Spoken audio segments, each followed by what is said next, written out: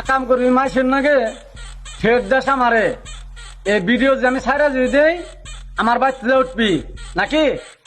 তো দর্শকের উদ্দেশ্যে একটা কথা বলি ভাই, এই বয়সটা শুনেন, তারপর আমি কিছু কথা বলতেছি। আচ্ছা, আমি তোকে ভালো ভালো বলতেছি, তুই আমার পিছনে লাগা ছেড়ে দে, ঠিক আছে? আর তুই এই ভিডিও কোথায় পেলি?